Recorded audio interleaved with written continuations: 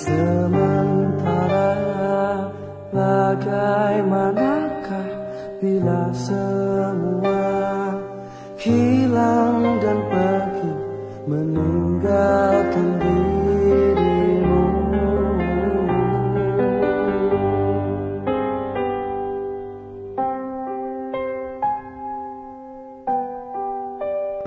Saudara kita yang terbaring di rumah sakit hari ini, sayup-sayup suara azan dari masjid rumah sakit masuk ke telinganya. Dia menonton di televisi acara live salat Jumat, tapi saat itu dia hanya mampu terbujur kaku. Ruhnya masih ada dalam jasad. Anaknya tidak bisa berada di sampingnya karena security tidak mengizinkan keluarga berada di dalam ruang ICU. Dia duduk di dalam. Suara terdengar, azan bersahutan, hayya 'alas salah, mari salat, hayya 'alal falah, mari menuju kemenangan. Dia hanya bisa meneteskan air mata. Kenapa? Kalau dulu dia waktu sehat sempat beribadah, penyesalannya tidak terlalu banyak. Tapi kalau di saat sehat walafiat tak sempat untuk menempelkan kening ke lantai, tak sempat melangkahkan kaki ke rumah Allah, tak sempat mendengarkan khutbah, maka tak ada duka di atas duka. Air mata yang meleleh tak dapat mengembalikan masa lalu. Lan tarji'al ayyamul lati madat, yang lalu tak dapat diulang kembali. Air mata darah menangis, yang sakit tak akan sembuh, yang mati tak akan hidup. Penyesalan selalu datang di akhir perbuatan. Belum pernah orang menyesal sebelum perbuatan berlalu. Selalu penyesalan di akhir. Di saat itu penyesalan tak lagi bermakna. Apa kata mereka ketika melihat azab Allah? Rabbana, hai Tuhan kami, ya Rabb kami, absarna, mata kami sudah melihat azab, wa sami'na, telinga kami sudah mendengar suara tangisan, teriakan, pekikan di dalam neraka.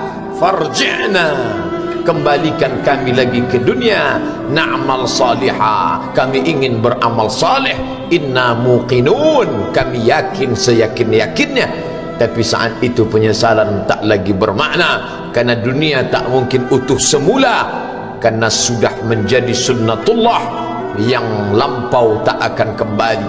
Idza sama'un fatarat, langit terbelah, wa idzal kawakibun tasarat, planet-planet bertabrakan, wa idzal biharu fujirat, lautan diledakkan, diletupkan, wa idzal quburu bu'asirat, semua yang dikubur dibangkitkan. Alimat nafsum ma qaddamat wa akharat, disitulah orang baru sadar apa yang dulu pernah aku lakukan.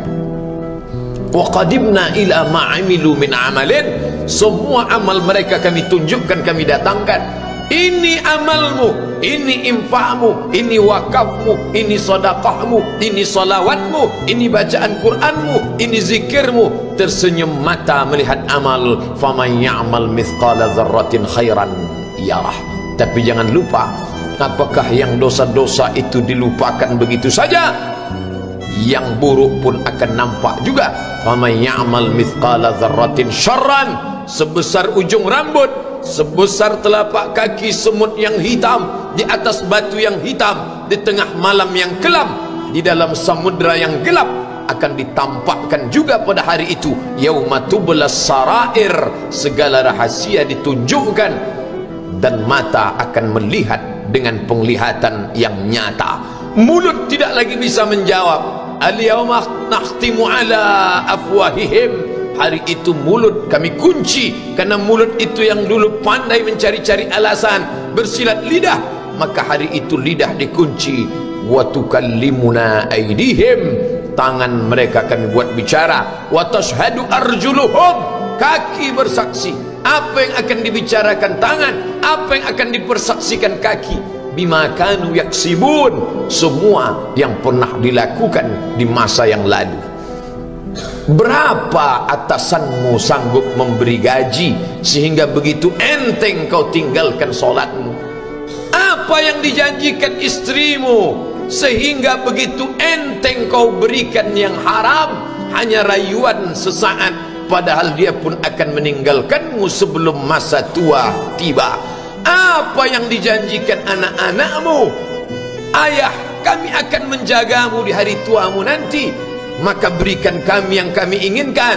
Belikan kami rumah yang besar, belikan kami kendaraan yang mewah. Nanti setelah hari tua kami akan menjagamu, kata mereka. Tapi setelah kita tua, dosa-dosa begitu banyak terkumpul, mereka pun meninggalkan kita di panti jompo yang penuh dengan kesunyian, hening, sepi. Suara cucu tak terdengar menangis, karena mereka pun malu mengakui kita sebagai orang tua. Suapkanlah yang haram ke mulut mereka, berikanlah yang batil ke dalam perut mereka.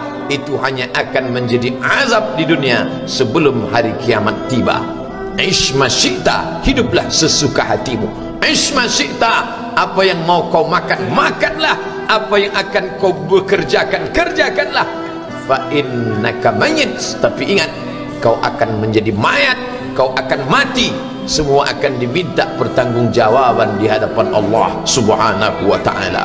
Hari ini orang boleh tertawa, hari ini orang boleh merasa dunia dia yang punya, tapi sampai masanya yang hijau akan berubah menguning, yang kuning akan mati, yang mati akan menjadi debu, yang debu ditiup angin hampa tak bermakna. Lalu apa yang akan dibawa menghadap Allah Subhanahu wa ta'ala?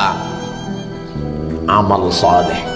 Kalau pernahlah mulut itu membaca sepotong dua potong ayat sebelum berangkat bekerja, kalau sempatlah masuk ke kamar mandi mengambil air wudhu, solat sunat duha sebelum berangkat bekerja, kalau sempatlah ketika duduk dalam suasana santai membuka iPad lalu dibuka Quran digital sambil melihat beberapa ayat, merenungkan maknanya, mengingat mati, kalau sempatlah mulut mengucapkan subhanallah wa bihamdihi subhanallahil azim, kalau sempatlah anak istri dibawa ke masjid iktikaf mendengarkan pengajian, kalau sempatlah beberapa persen dari pendapatan itu dilimpahkan ke rumah anak yatim panti jompo masjid, kalau sempatlah beberapa meter tanah dibeli untuk pembebasan mendirikan rumah Allah, kalau sempat memberikan beberapa karpet untuk rumah yang selalu ditinggalkan, kalau sempatlah membelikan beberapa kilo beras untuk yatim piatu dan panti jompo,